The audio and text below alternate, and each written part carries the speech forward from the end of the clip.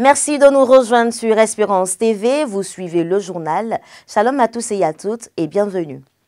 À l'image des districts qui s'organisaient en synode depuis le début de l'année avant d'aller à la conférence, haute instance de décision de l'Église méthodiste unie Côte d'Ivoire, le mouvement national des laïcs a tenu son assemblée annuelle ordinaire. Au cœur de cette rencontre, la responsabilité des laïcs face à la mobilisation des ressources de l'Église méthodiste unie Côte d'Ivoire.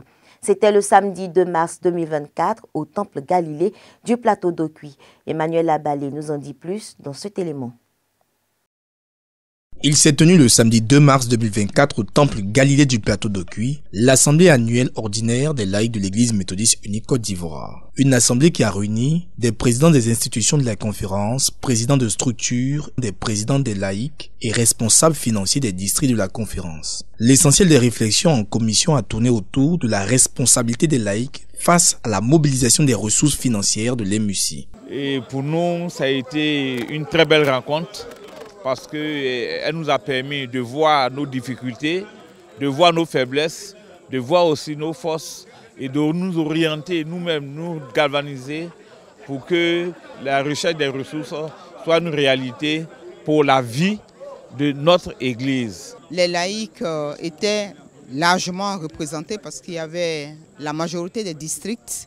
Les débats ont été francs et le vote des propositions a été également apprécié parce que les propositions ont été discutées et votées. Certaines propositions n'ont pas été votées parce que les laïcs ont, dans leur majorité, rejeté, n'ont pas agréé ces propositions. Donc je dois dire que je suis satisfaite de la tenue de cette assemblée annuelle des laïcs. Vu l'intérêt de ce thème, les laïcs dans toutes leurs composantes ont répondu à ce grand rendez-vous important, tant dans le présentiel que dans les discussions. Tout cela à la grande satisfaction du premier responsable de cette institution. La mission confiée, n'est-ce pas, au mouvement des laïcs est la mobilisation des ressources pour accompagner l'action pastorale. Notre Église a des fondamentaux qu'il convient de consolider. Nous avons pris des dispositions pour améliorer le service et tout ce qui est activité missionnaire et évangélisation au niveau de l'Église. Et notre Église doit confirmer son autonomisation en matière de mobilisation et de gestion des ressources. Et c'est ce vers quoi nous tendons par l'organisation et à travers les travaux, n'est-ce pas, qui ont été conduits ce jour.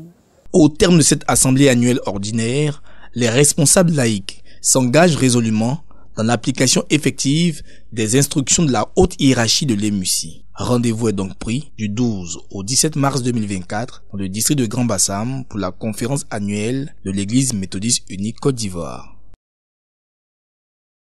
Notons que la 19e conférence annuelle ordinaire de l'Église méthodiste unie Côte d'Ivoire aura lieu du 13 au 17 mars 2024 au Temple Saint-Esprit de Bonois dans le district de Grand Bassam. Elle s'achèvera par la consécration de nouveaux pasteurs et vous vivrez de bout en bout ces assises sur Espérance TV. Et puis, les femmes chrétiennes du monde entier étaient en prière pour la paix sur la terre. C'était à l'occasion de la Journée mondiale de prière des femmes qui se tient tous les premiers vendredis du mois de mars de chaque année. Pour l'édition 2024, c'est la Palestine qui a été mise à l'honneur. Et ici, en Côte d'Ivoire, le culte officiel a eu lieu à l'église Emmanuel de Port-Bouët avec les femmes méthodistes et celles d'autres congrégations. Les précisions de Raphaël Dompé. Comme il est de tradition, tous les premiers vendredis du mois de mars, les femmes chrétiennes se réunissent partout dans le monde pour prier le Dieu Tout-Puissant. En Côte d'Ivoire, les femmes d'obédience SEMA, aristes, catholiques et méthodistes unis se sont donné rendez-vous le vendredi 1er mars 2024 au Temple Emmanuel de Port-Bouët 1 pour la célébration officielle de la Journée mondiale de prière des femmes. Cette année, les femmes palestiniennes ont été mises à l'honneur. Ce culte a été présidé par le bishop Benjamin Boni, président de la conférence annuelle de l'Église méthodiste unie Côte d'Ivoire. Différents témoignages ont été rendus pour faire connaître aux participantes les réalités que vivent au quotidien les Palestiniens. J'ai joué le rôle d'une Palestinienne. Nous, en tant qu'enfants de Dieu, les Palestiniens sont nos frères, quel que soit ce qu'ils traversent, quel que soit ce qu'ils démontrent. C'est ce que le Christ nous enseigne à faire, à aimer notre prochain, quel que soit ce qu'il est. C'est une occasion pour nous, les mamans, les femmes chrétiennes, de penser aussi à nos sœurs en difficulté. Je remercie le Seigneur pour ce jour et je bénis l'Église méthodiste unie pour cette initiative. D'où que nous venions, nous devons savoir qu'en Jésus, nous sommes un. Et ce que nous devons pratiquer, c'est l'amour. L'amour qui nous a enseigné à aller à la croix pour nous, c'est cet amour que nous devons pratiquer les uns envers les autres. Être un. Plusieurs allocutions appelant à l'unité, la paix et à l'engagement pour sa communauté et sa patrie, notamment celle de Marceline Beda, présidente de l'Union des femmes de l'Église méthodiste unie Côte d'Ivoire, UFEMUSI. Il faut beaucoup prier pour la paix. Partout où il y a des tensions, il n'y a que la prière qui peut apaiser les cœurs et nous pourrons marcher ensemble dans les pas de Jésus-Christ. Le lien entre les sœurs, même s'il y a des adversités, si nous prions et que nous avons la paix, par amour, nous serons ensemble. Au cours du culte, la révérende pasteur Marlise Kofi, aumônière de l'Union des femmes de l'Église méthodiste unie Côte d'Ivoire, a exhorté les fidèles sur le thème « Par le lien de la paix », extrait de Éphésiens chapitre 4, versets 1 à 7. Thème proposé par la liturgie des femmes de la Palestine. Prenant la parole, le bishop a invité l'assistance à prier régulièrement pour la Palestine et le monde entier.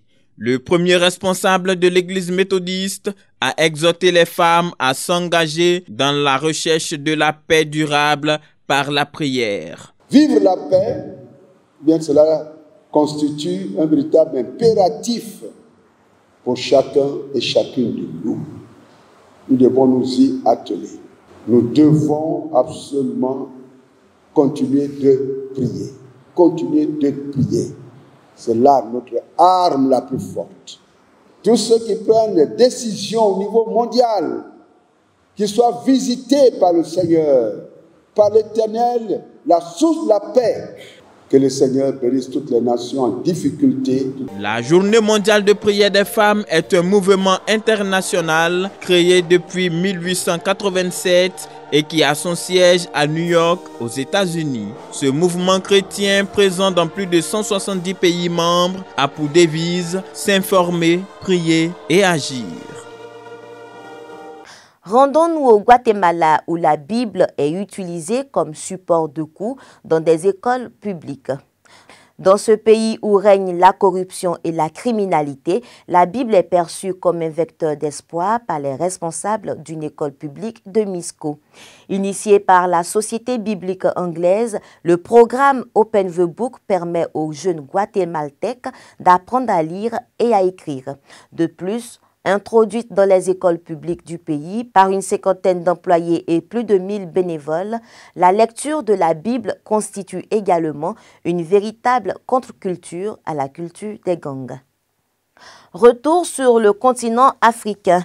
Au Kenya, une collision aérienne est survenue entre deux avions en plein vol au-dessus du parc national de Nairobi.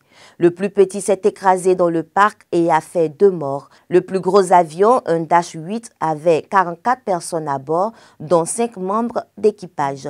Il se dirigeait vers la station balnéaire de Diani. Le second, un Cessna 172 monomoteur avec 2 personnes à bord, participait à une séance d'entraînement. Terminons avec cette note sportive, nouveau succès de l'athlète burkinabé Hugues Fabrice Zongo. Il s'est offert la médaille d'or avec un saut de 17,53 mètres à l'épreuve du triple saut au championnat du monde d'athlétisme en salle. L'athlète burkinabé Hugues Fabrice Zongo s'est offert la médaille d'or samedi soir avec un saut de 17,53 mètres. Cette victoire à l'épreuve du triple saut intervient dans le cadre des championnats du monde d'athlétisme en salle qui se déroulent actuellement à Glasgow en Écosse. C'est le 3e succès de Hugues Fabrice Zongo depuis le début de l'année 2024, après ses victoires au meeting de l'Eure et celui de Liévin en France. C'est très important, vous savez, nous n'avons pas de grands noms du sport au Burkina Faso et nous avons besoin d'exemples comme moi pour vraiment apporter quelque chose de nouveau dans la politique sportive au Burkina Faso.